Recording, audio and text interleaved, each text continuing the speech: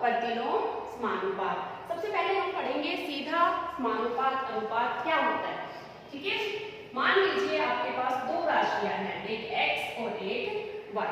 ठीक है, अगर हम x को बढ़ाते हैं और उसी के साथ आपका y का मान अपने आप बढ़ता है।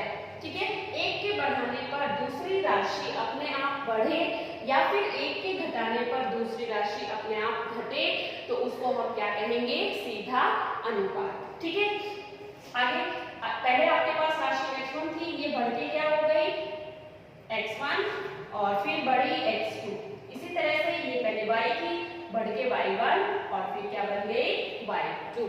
ठीक है, अब सीधे अनुपात में हमेशा क्या रहता है कि इनका अनुपात हमेशा बराबर आता है। कैसे, अगर हम x1 के बटे में x2 लिखें तो वो हमेशा बराबर रहेगा y1 बटे y2 के। कैसे, ये आपका क्या है, सीधा समानुपात। ठीक है, कैसे बराबर रहेगा उसके लिए हमें एक उदाहरण लेना पड़ेगा। कैसे, मान लेते हैं हम कि माना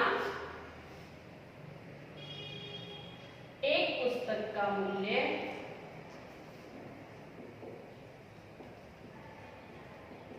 10 रुपए। ठीक है, एक पुस्तक है उसका मूल्य 10 रुपए है, तो एक तरफ हम क्या लिखेंगे, पुस्तक, और दूसरी तरफ उसका मूल्य लिखेंगे। ठीक है, एक पुस्तक का मूल्य तो 10 रुपए। अगर हम दो खरीदेंगे तो दो का मूल्य क्या होगा, इसका दुगुना करेंगे 20 रुपए। तीन खरीदेंगे तो एक का 3 गुना करेंगे 30 रुपए। ठीक है, इसी तरह से आपको क्या, अगर आगे और पुस्तकें निकालनी है तो हम उसी तरह से इसका मूल्य भी बढ़ा के देंगे। ठीक है, अब अभी मैंने कहा कि इनका अनुपात समान रहेगा। कैसे निकालेंगे, ये आपके पास x है और ये y। ठीक है, अब हम इनका अनुपात निकालेंगे। अगर वो अनुपात आपका समान आ जाए तो हम क्या कहेंगे कि ये सीधा अनुपात है। ठीक है, तो यहाँ पे निकाले x बटे y। x का मान आपके पास क्या है, 1 और y का मान आपके पास 10। इसी तरह से यहाँ पर भी x बटे y निकालेंगे। x का मान 2, y का मान 20, और जब हम इसको काटेंगे तो आपके पास क्या आ जाएगा, 1 बटे 10। इधर निकालेंगे x बटे y तो 3 बटे 30। इसको भी काटेंगे तो आपके पास क्या आ जाएगा, 1 बटे 10। अगर ये सीधा अनुपात है तो इसमें ये जो है सब समान आएंगे।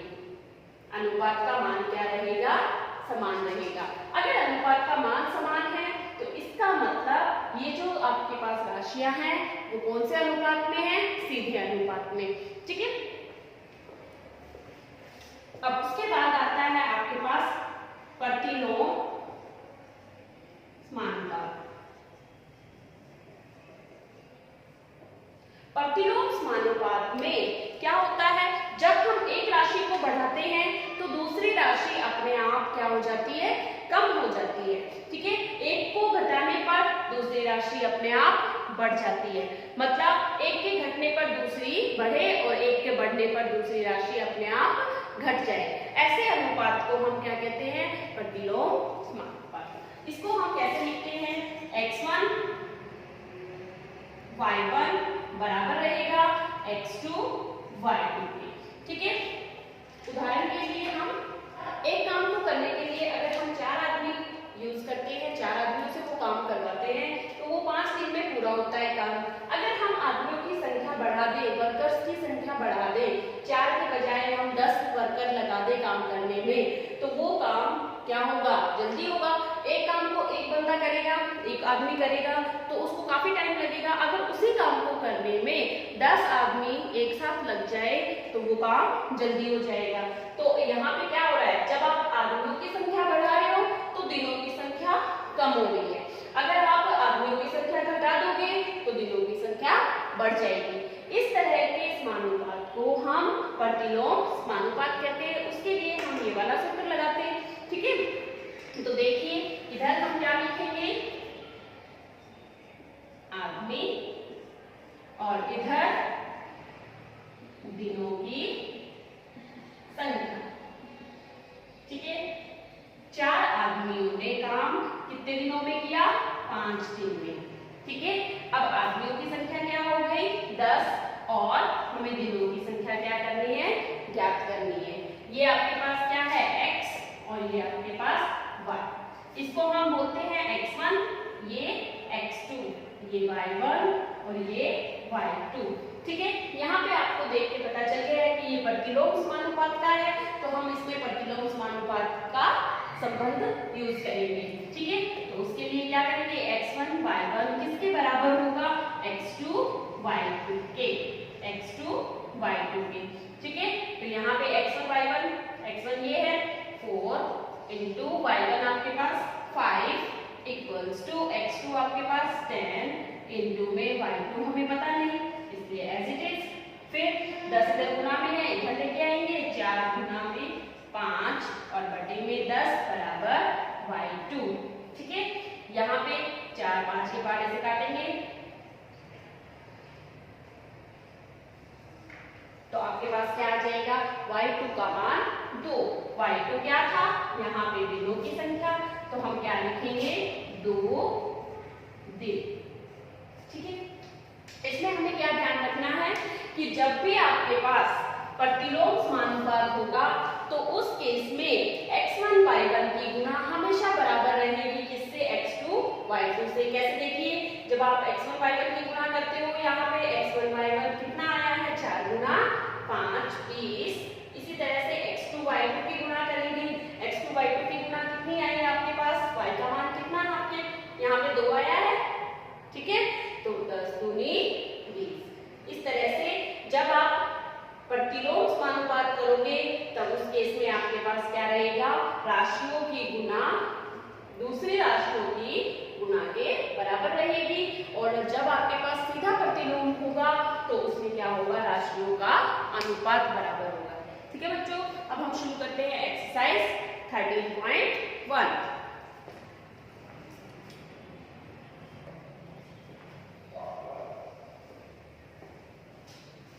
देखिए, प्रश्नावली 13.1 का पहला क्वेश्चन। एक रेलवे स्टेशन के नजदीक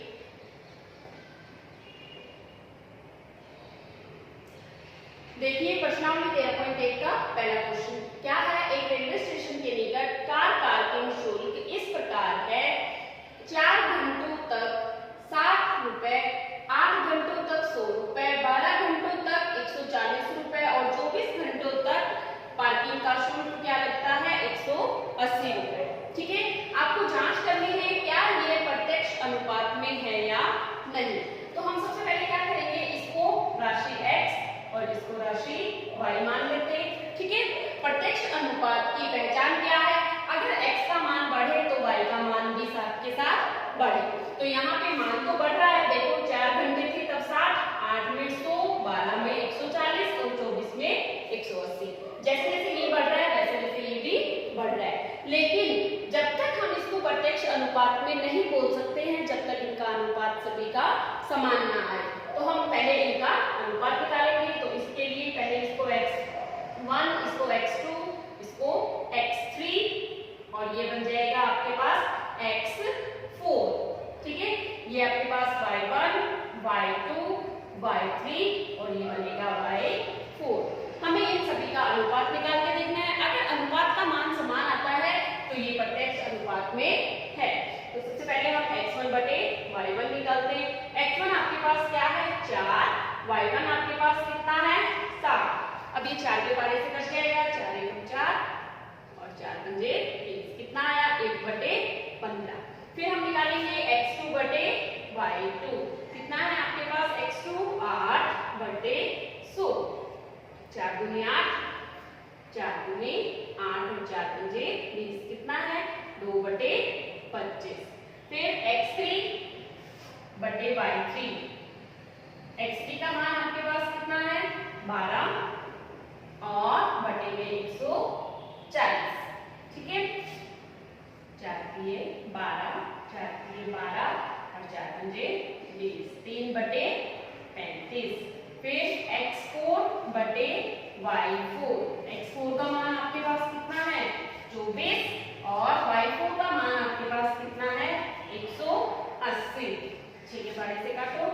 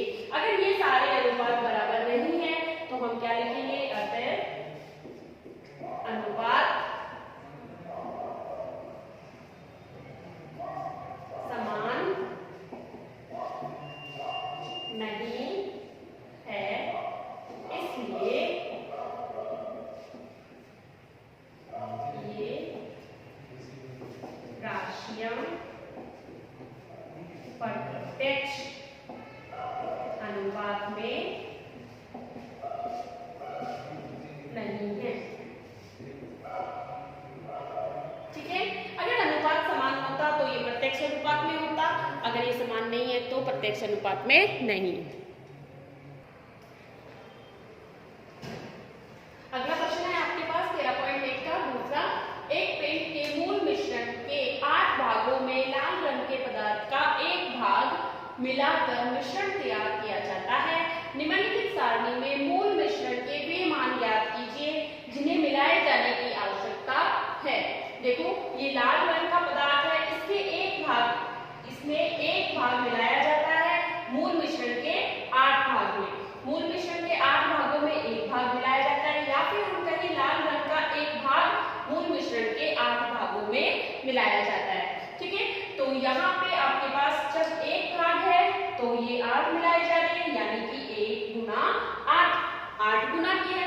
ठीक है, तो यहाँ पे अगर इसका 4 गुना भाग है तो यहाँ पे 4 का 8 गुना क्या होगा वो हम डायरेक्ट भी निकाल सकते हैं। जैसे यहाँ पे देखो 1 गुना 8 है, 8 गुना हो गया। तो जब हम 4 को 8 से गुना करेंगे, 4 गुना 8 कितना हो जाएगा, 8 जो 32। तो यहाँ पे क्या आ जाएगा 32। ठीक है, इसी तरह से आपको 7 का भी 8 गुना करना है, तो 7 गुना 8 56, तो 56। तो यहाँ पे क्या आ जाएगा 56। फिर 12 का 8 गुना 96 और 20 का 8 गुना 107। ये सभी भाग मिलाए जाने की आवश्यकता है। ये तो हमने डायरेक्टली गुना करने के हिसाब से निकाल दिया। अगर हम इसको x1 माने और इसको y1, इसको x2 माने तो हम y2 इसको निकाल सकते हैं। पहले हमारे पास ये नहीं था तो हम इसको उस सूत्र से भी निकाल सकते हैं। कैसे, x1 बटे y1 बराबर होता है x2 बटे y2 के। यहाँ पे आपके पास x1 का मान 1, y1 का 8 बराबर होना चाहिए किसके, 4 बटे y2। ठीक है, तो यहाँ से भी हम इसका मान y2 का निकाल सकते हैं, गुना कर देंगे क्रॉस में। ठीक है, तो यहाँ पे आपके पास 1 गुना y2 बराबर 8 जो 32। तो y2 का मान कितना आ जाएगा 32। ठीक है, हम इस तरह से भी निकाल सकते हैं और इस तरह से भी इसको सोल्व कर सकते हैं।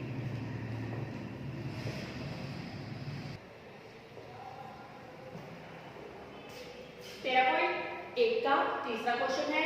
प्रश्न 2 में यदि लाल रंग के पदार्थ के एक भाग के लिए 75 ml मूल मिश्रण की आवश्यकता है तो मूल मिश्रण के 1800 ml में कितना लाल रंग का मिश्रण मिलाना चाहिए। ठीक है, तो यहाँ पे हम सबसे पहले टेबल बनाएंगे, सारणी बनाएंगे। कैसे, एक तरफ तो हम क्या लिखेंगे, मूल मिश्रण। मूल मिश्रण किसमें है, ml में। ठीक है, दूसरी तरफ हम लाल रंग का पदार्थ, लाल रंग का पदार्थ। ठीक है, मूल मिश्रण कितना है 75 ml। तो आपको उसमें लाल रंग का एक ही भाग मिलाना है। ठीक है, अगर मूल मिश्रण आपका 1800 ml है, 1800 ml है, तो आपको लाल रंग का कितना भाग मिलाना है पता नहीं। ये आपके पास क्या रहता है x और ये आपके पास y। इसको हम लिखते हैं x1 और ये x2। ये आपका होता है y1, ये y। अब आप ध्यान देंगे कि ये प्रत्यक्ष अनुपात में है या प्रतिलोम अनुपात में। देखो जब 75 ml है तो एक ही भाग मिला है। अब आपने ml बढ़ा दिया है तो हमें एक से ज्यादा भाग की जरूरत पड़ेगी। और अगर यहाँ पे भी बढ़ रहा है और यहाँ पे भी मान बढ़ रहा है तो इसका मतलब ये किसमें है, प्रत्यक्ष में है। तो हमें प्रत्यक्ष का ही सूत्र लगाना है। उसमें क्या होता है, अनुपात बराबर होता है। तो x1 बटे y1 किसके बराबर होगा, x2 बटे y2 के। ठीक है, तो यहाँ पे हम क्या लिखेंगे, प्रत्यक्ष समानुपात के अनुसार फिर प्रत्यक्ष समानुपात का सूत्र लगाएंगे। उसके बाद x1 का मान क्या है 75, y1 का मान क्या है 1 बराबर x2 का मान क्या है आपके पास 1800 और y2 का मान हमें नहीं पता। इसको हम क्या करेंगे, क्रॉस में गुणा कर देंगे तो आपके पास क्या आ जाएगा, इधर 75 गुना y2 बराबर 1 गुना 1800। ठीक है, ये y2 तो इसके साथ 75 के साथ गुना में चला गया, 1 1800 के साथ, फिर 75 गुना में है इधर लेके जाएंगे तो y2 का मान क्या आ जाएगा 1800 बटे 75। 1800 का 1 से गुना करेंगे 1800। ठीक है, अब इसको काट देंगे, 5 एकम 5 5 5 25, फिर 5 के पारे से 5 की 15, 5 के 30, 15 एकम 15, 15 दूनी 30, 15 चौके 60। y2 का मान क्या आ जाएगा, यही आपके पास क्या है इसका आंसर।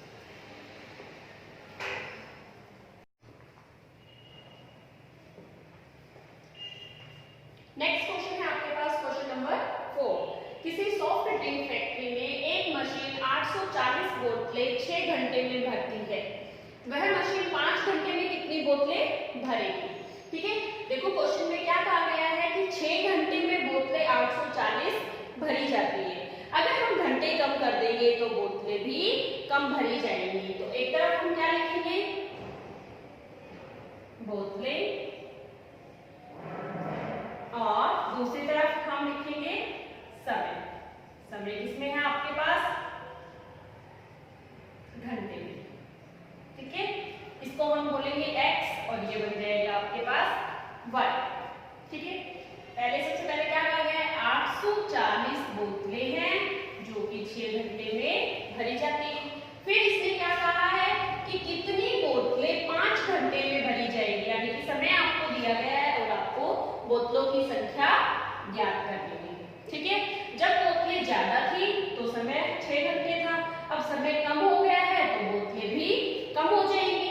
ठीक है, ये आपके पास क्या है x1 और ये x2, ये आपके पास y1, ये y2। ठीक है, तो हम यहाँ पे क्या लिखेंगे, प्रत्यक्ष समानुपात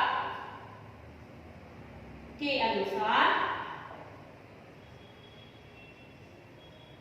ये तो आपको पता चल गया कि इसमें कौन सा समानुपात लगेगा, प्रत्यक्ष समानुपात। और प्रत्यक्ष समानुपात में क्या होता है, अनुपात बराबर होता है। तो हम क्या लिखेंगे, x1 बटे y1 बराबर होगा किसके, x2 बटे y2 के।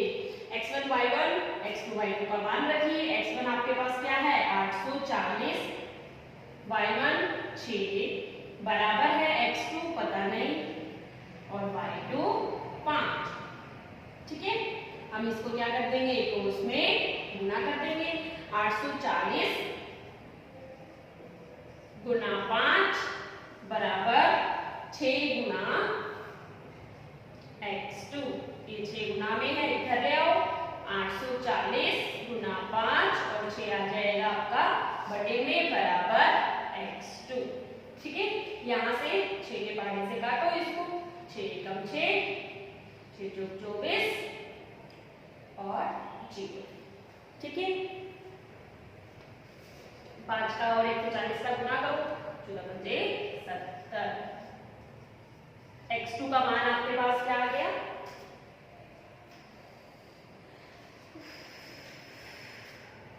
x2 का मान आपके पास क्या आ गया 700। ठीक है, तो हम क्या लिखेंगे, 5 घंटों में 700 बोतलें भरी जा सकती है। अतः 5 घंटों में 700 बोतलें भरी जाएंगी।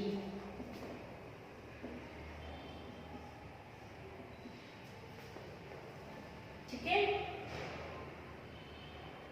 पांचवा क्वेश्चन है आपके पास, एक बैक्टीरिया या जीवाणु के फोटोग्राफ को 50,000 गुना आवर्धित करने पर उसकी लंबाई 5 सेंटीमीटर हो जाती है। इस बैक्टीरिया की लंबाई क्या है यदि फोटोग्राफ को केवल 20,000 गुना आवर्धित किया जाए, तो उसकी आवर्धित लंबाई भी ज्ञात कीजिए।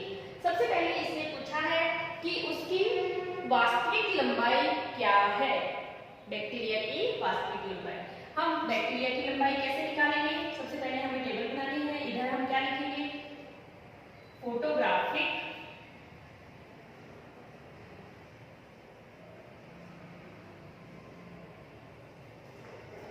आवर्धित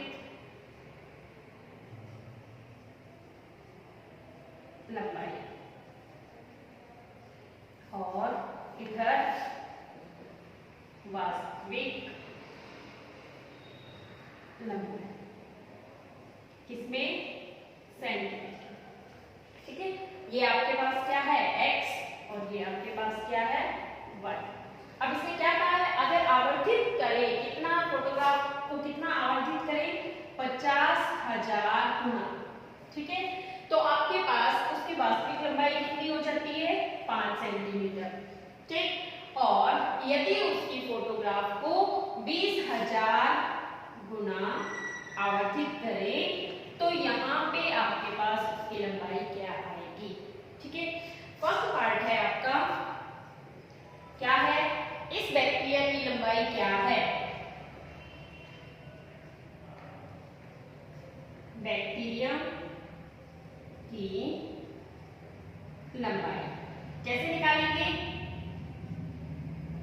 हम इसका और इसका अनुपात ज्ञात कर देते हैं, तो आपके पास क्या आ जाएगा? 5/50,000।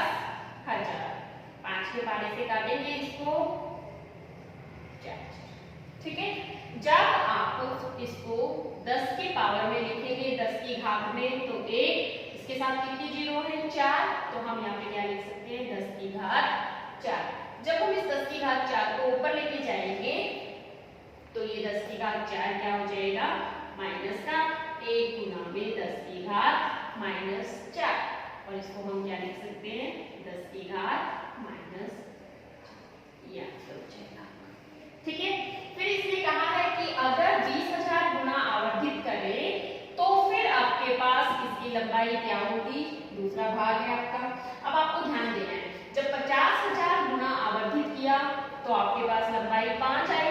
ठीक है, अगर हम 50 से कम 20,000 गुना उसके फोटोग्राफ को आवर्धित करते हैं तो फिर यहाँ पे भी उसकी लंबाई कम होगी। देखो, ज्यादा बढ़ाने पे लंबाई ज्यादा होगी और कम बढ़ाने पे लंबाई भी कम होगी।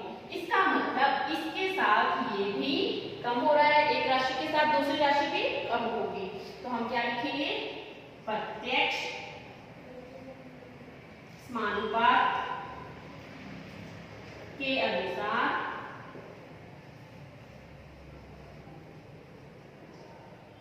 क्या होना चाहिए? x1 बटे y1 बराबर होना चाहिए x2 बटे y2 के। ये आपके पास क्या है? x1, ये x2, ये y1 और ये y2। मान रखो इसमें। x1 का मान आपके पास क्या है? 50,000 बटे y1 का मान क्या है? 5 बराबर x2 का मान कितना है? 20,000। y2 का मान हमें नहीं पता, क्रॉस में गुना कर दो इसको। ठीक है, तो आपके पास कितना आ जाएगा? 50,000 गुना y2 बराबर 5 गुना में 20,000। ठीक है, इस 50,000 को हम बटे में लेके आएंगे, इधर गुना में है, तो y2 किसके बराबर आ जाएगा? 5 गुना में 20,000 और बटे में 50,000। ठीक है, इन 4 जीरो से ये 4 जीरो कट जाएंगी और इस 2 से 2, 5 से 5 कट जाएगा और आपके पास 2 बच जाएगा। y2 का मान कितना होगा? 2। ये आपके पास है इसका आंसर। अगला क्वेश्चन है आपके पास, क्वेश्चन नंबर 6। एक जहाज के मॉडल में उसका मस्तूल 9 सेंटीमीटर ऊंचा है जबकि वास्तविक जहाज का मस्तूल 12 मीटर ऊंचा है। यदि जहाज की लंबाई 28 मीटर है तो आपको क्या करना है? मॉडल की लंबाई ज्ञात करनी है। तो एक तरफ हम क्या लिखेंगे? ऊंचाई, और दूसरी तरफ हम लिखेंगे लंबाई। ठीक है, मस्तूल की ऊंचाई, ऊंचाई किसकी है? मस्तूल की।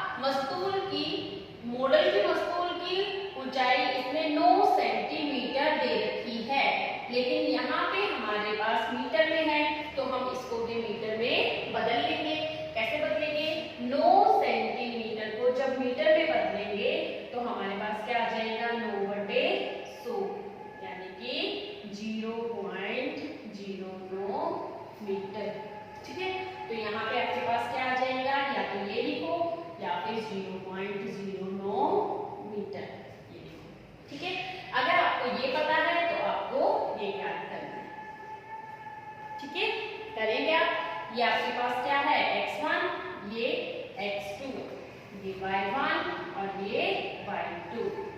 अब देखो, अगर ऊंचाई ज्यादा है तो लंबाई भी ज्यादा होगी, अगर ऊंचाई कम है तो लंबाई भी कम होगी। तो यहाँ पे क्या लिखेंगे, प्रत्यक्ष समानुपात के अनुसार, ठीक है, क्या हो जाएगा, x1 बटे y1 बराबर होगा x2 बटे y2 के। ठीक है, तो ये आप चाहे तो ये लिखें, नहीं तो आप डायरेक्ट ये भी लिख सकते हैं। x1 y1 का मान रखिए, x1 आपके पास कितना है 12 मीटर और बटे में 28 मीटर, और इधर क्या है आपके पास 9 सेंटीमीटर और बटे में y2। मीटर से मीटर कट जाएगा,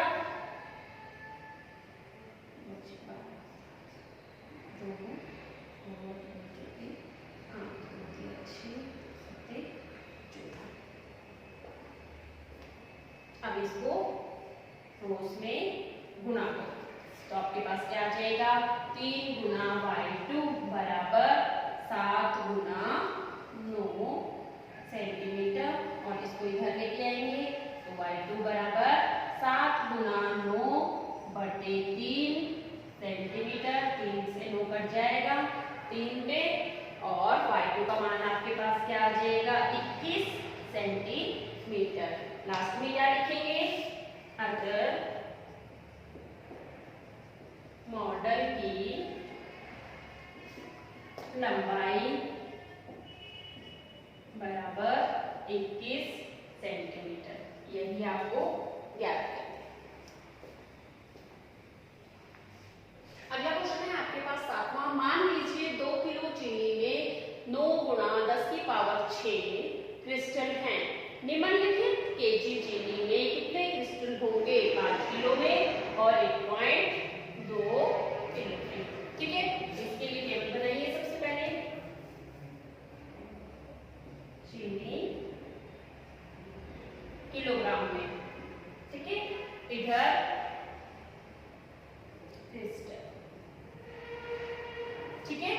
तो सबसे पहले इससे क्या करें, 2 किलो चीनी में क्रिस्टल कितने हैं, 9 गुणा में 10 की पावर 6, फिर 5 किलो चीनी में पूछा है तो 5 इधर, और ये हमें पता है, इसको हम क्या बोलते हैं x1 और इसको x2, ये आपके पास है y1, ये y2। अब देखो, अगर चीनी कम है तो क्रिस्टल कम होंगे, अगर चीनी बढ़ा दी गई है, ज्यादा है चीनी की मात्रा, तो क्रिस्टल भी ज्यादा होंगे। तो कैसा अनुपात है ये, प्रत्यक्ष समानुपात के अनुसार क्या होना चाहिए, x1 बटे y1 बराबर होना चाहिए x2 बटे y2 के। ठीक है, मान रखिए इसमें 2 बटे 9 गुना 10 की पावर 6 और बराबर होना चाहिए इसके 5 बटे y2। इसकी गुणा इधर हो जाएगी, इसकी इधर हो जाएगी, 2 गुना y2 बराबर 5 गुना 9 गुना 10 की पावर कितनी आ जाएगी 6। ठीक है, ये 2 इधर जाके भाग हो जाएंगे, y2 का मान क्या आ जाएगा, 5 गुना 9 गुना 10 की पावर 6 और बटे में क्या है 2, 9 पंजे 45, 45 बटे 2, y2 का मान आ जाएगा 45 बटे 2 गुणा में 10 की पावर 6, 10 की घात 6। यहाँ पे इसको काटेंगे, 2 दूनी 4, 2 दूनी 4 और 2 पंजे 10। यहाँ से आपके पास y2 का मान कितना आ जाएगा, 22.5 गुना 10 की घात 6। ठीक है, लेकिन हम इसको मानक रूप में जब लेते हैं तो हम एक संख्या के बाद ही दशमलव लगाते हैं, तो हम क्या करेंगे, यहाँ से पॉइंट हटाएंगे, बटे में 10 आ जाएगा। ठीक है, और फिर हमें क्या करना है, पॉइंट कहाँ लगाना है, यहाँ पे, तो हम क्या करेंगे 10 से गुणा करेंगे और 10 से भाग करेंगे, तो y2 का मान क्या आ जाएगा 2.5 तो 2.25 और ये 10 की घात इसमें जुड़ जाएगी 7। ये आपके पास क्या आ जाएगा इसका आंसर। ठीक है, दूसरा है आपके पास, इसमें भी हम क्या बनाएंगे, पहले टेबल बनाएंगे। चीनी किलोग्राम में और इधर क्या रहेंगे क्रिस्टल। ठीक है, अब पहले चीनी क्या थी 2 किलो थी और क्रिस्टल कितने थे 9 × 10 की पावर 6, 10 की घात 6। और अब आपके पास चीनी कितनी है 1.2 किलोग्राम। अब देखो पहले चीनी ज्यादा थी तो क्रिस्टल भी ज्यादा थे, अब चीनी कम हो गई, ठीक है, तो क्रिस्टल भी कम होंगे। ठीक है, ये क्या है x1, ये x2, ये y1, ये y2। ठीक है, तो कौन सा अनुपात लगेगा, प्रत्यक्ष समानुपात लगाइए। प्रत्यक्ष समानुपात के अनुसार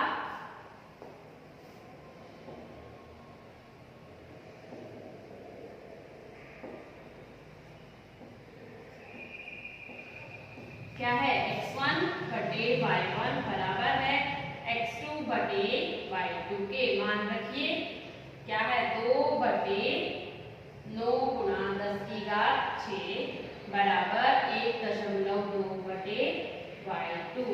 इसको क्रॉस में गुणा कर देंगे, 2y2 बराबर 1.2 गुणा 9 × 10 की घात 6।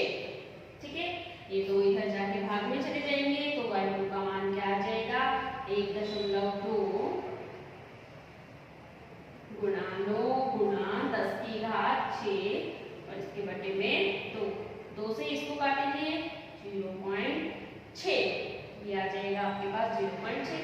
y2 बराबर 0.6 का 9 से गुणा करेंगे 5.4 × 10 की घात 6, यही आपको ज्ञात करना। अगला क्वेश्चन है आपका क्वेश्चन नंबर 8। रश्मि के पास एक सड़क का मानचित्र है जिसके पैमाना 1 सेंटीमीटर की दूरी 18 किलोमीटर निरूपित करती है। वह उस सड़क पर अपनी गाड़ी से 72 किलोमीटर की दूरी तय करती है। उसके द्वारा तय की गई दूरी मानचित्र में क्या होगी। देखो इसमें आपके पास मानचित्र में दूरी और वास्तविक दूरी दे रखी है, मतलब मानचित्र हमारे पास छोटा सा होता है और उसमें 1-1 सेंटीमीटर हम कुछ किलोमीटर या फिर कुछ मीटर में शो कर सकते हैं। ठीक है, तो यहाँ पे हम क्या लिखेंगे वास्तविक दूरी। वास्तविक दूरी आपकी किसमें है किलोमीटर में, और मानचित्र में दूरी ये किसमें है सेंटीमीटर में है। ठीक है, तो उसने क्या कहा है 1 सेंटीमीटर की दूरी 18 किलोमीटर निरूपित करती है। तो 18 किलोमीटर में है तो वो यहाँ लिखेंगे और सेंटीमीटर में है वो यहाँ लिखेंगे 1 सेंटीमीटर। फिर उसके बाद उसने क्या कहा है वह अपनी गाड़ी से 72 किलोमीटर, यहाँ पे क्या आएगा 72 किलोमीटर और मानचित्र की दूरी आपको ज्ञात करनी है। ठीक है, तो यहाँ पे आपके पास क्या है ये x1 ये x2, ये आपके पास है y1 और ये y2। ठीक है, यहाँ पे आप क्या करोगे y2 का मान निकालोगे।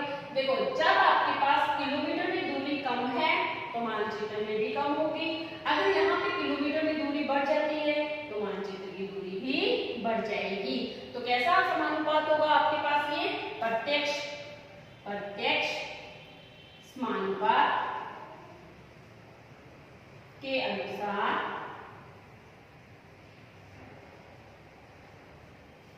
कितना होगा x1 बटे y1 बराबर होगा x2 बटे y2 के। ठीक है, मान रखिए x1 कितना है 18 बटे में y1 आपके पास 1 बराबर में x2 72 और y2 आपको नहीं पता, इसका क्रॉस में गुणा कर दो तो आपके पास कितना आ जाएगा 18 × y2 बराबर 72 गुना 1 और y2 का मान आ जाएगा 72 गुना 1 बटे 18। इसको काटेंगे तो ये 4 पे कट जाएगा, 18 × 18 = 72, तो y2 का मान आपके पास क्या आ जाएगा, y2 बराबर 4 सेंटीमीटर। ठीक है, y2 आपके पास था क्या, मानचित्र में दूरी, मानचित्र में उसके द्वारा तय की गई दूरी बराबर 4 सेंटीमीटर। यही आपके पास क्या है इसका आंसर। क्वेश्चन नंबर 9, एक 5 मीटर 60 सेंटीमीटर ऊंचे ऊर्ध्वाधर खंभे की छाया की लंबाई 3 मीटर 20 सेंटीमीटर है। उसी समय ज्ञात कीजिए, पहला भाग है आपके पास 10 मीटर 50 सेंटीमीटर एक अन्य खंभे की छाया, और दूसरा भाग है आपके पास उस खंभे की ऊंचाई ज्ञात कीजिए जिसकी छाया की लंबाई कितनी है, 5 मीटर। ठीक है, तो यहाँ पे हम क्या लिखेंगे, खंभे की लंबाई और दूसरी तरफ छाया की लंबाई। ठीक है, एक तरफ खंभे की लंबाई है और दूसरी तरफ छाया है। अब इधर इसमें क्या कहा है, 5 मीटर 60 सेंटीमीटर, तो हम इसको मीटर में ही चेंज कर लेते हैं। ये किसमें है, मीटर में, और इसको भी हम किसमें रख लेते हैं, मीटर में। यहाँ पे 5 मीटर 60 सेंटीमीटर लिखा है, तो इसको हम क्या लिख सकते हैं, 5 मीटर 60 सेंटीमीटर को 5.60 मीटर।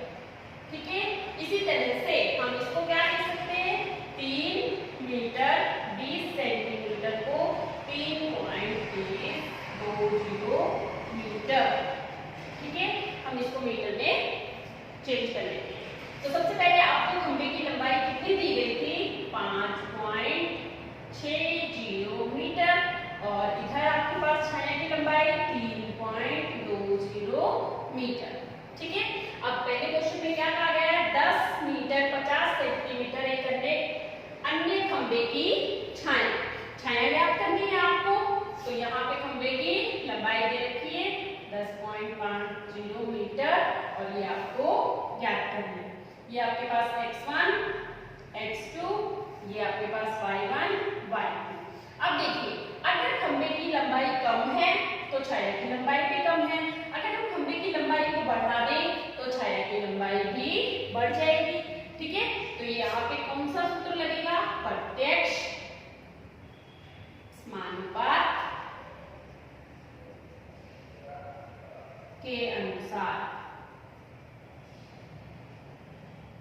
प्रत्यक्ष, या फिर आप क्या कह सकते हो, सीधा, प्रत्यक्ष और सीधा से।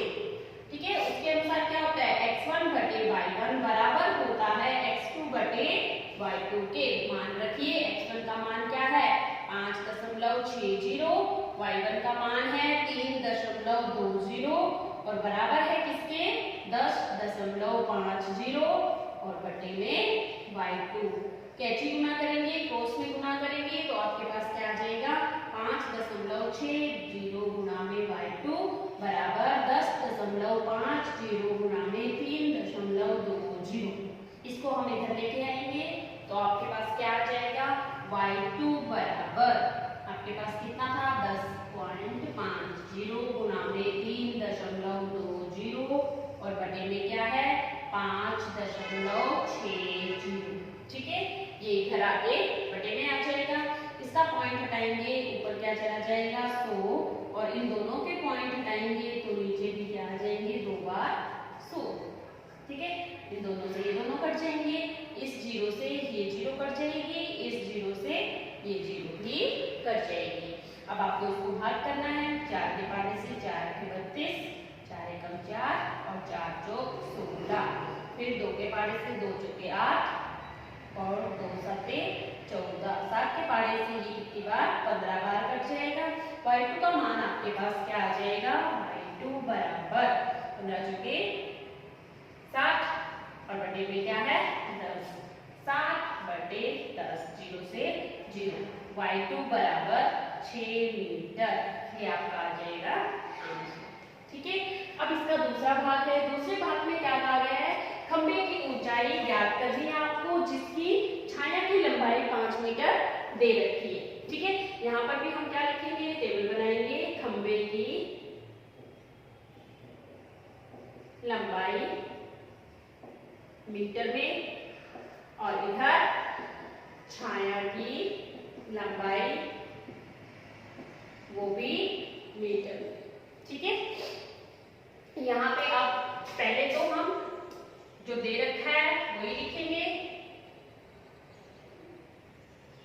खंबे की लंबाई कितनी है, 5.60, छाया की लंबाई 3.20।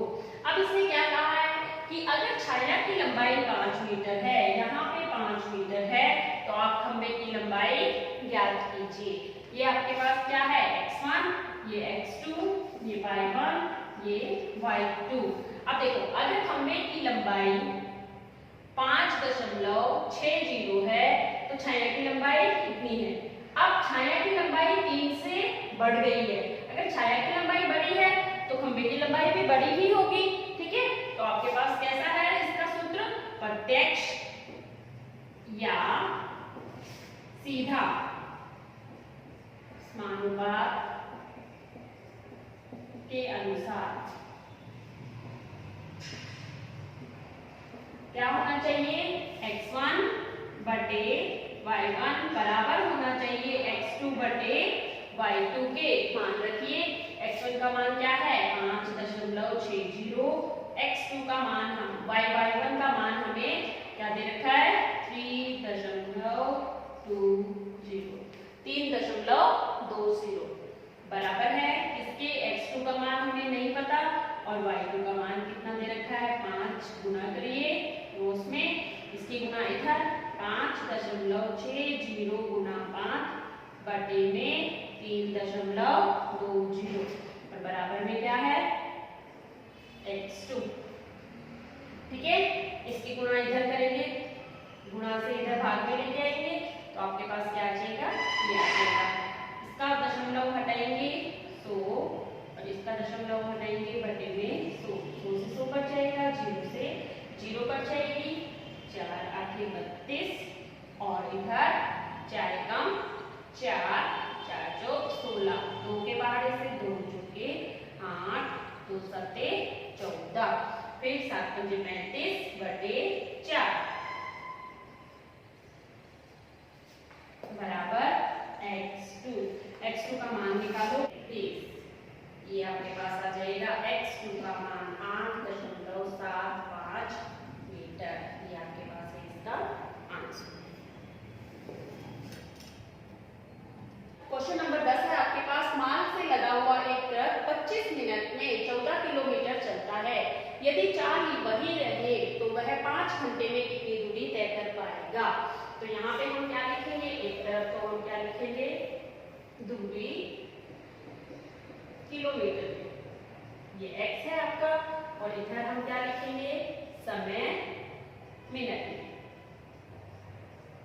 ठीक है, लेकिन यहाँ पे हमें क्या दे रखा है 5 घंटे, तो हम 5 घंटों का 5 घंटे जो दे रखा है उसकी हम क्या बना लेंगे, मिनट बना लेंगे। तो 5 गुना में क्या कर दें 60, तो आपके पास क्या आ जाएगा 300 मिनट। ठीक है, फिर हम यहाँ पे रख देंगे मान। अब यहाँ पे क्या कहा गया है कि आपके पास 25 मिनट है, मिनट यहाँ लिखेंगे, कितने किलोमीटर चलता है 14 किलोमीटर।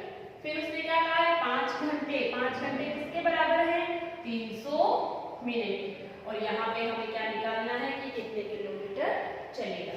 ये आपके पास x1, ये x2, ये y1, ये y2। तो देखो अगर वो कम किलोमीटर चलता है तो समय कम लगता है, अगर ज्यादा चलेगा तभी तो समय ज्यादा लगेगा।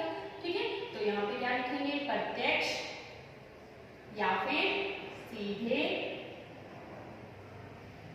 समानुपात के अनुसार।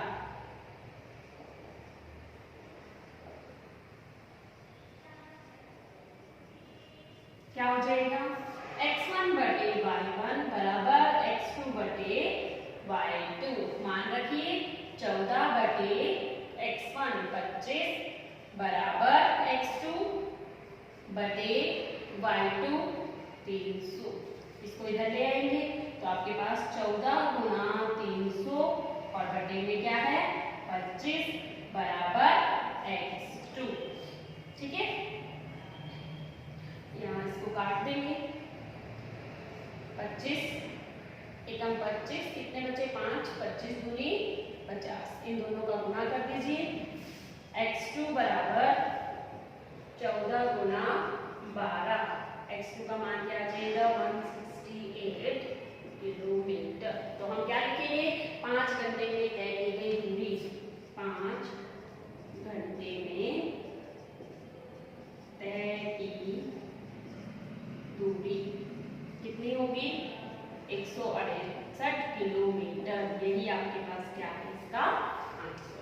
ठीक है बच्चों।